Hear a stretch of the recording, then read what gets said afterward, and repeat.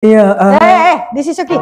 Setia aku betul menanti. Do marching. Habiskan frasa. Aku Sayang, this is harsh. Setia. Kenapa? Kau pernah perasan ke kau nyanyi macam tu? tak. Dia macam Dia nervous. bocor kenyah. Sayang, produce bunyi dia terkejut. Kan? Terkejutnya juri kalau nak nilai kau macam macam tu.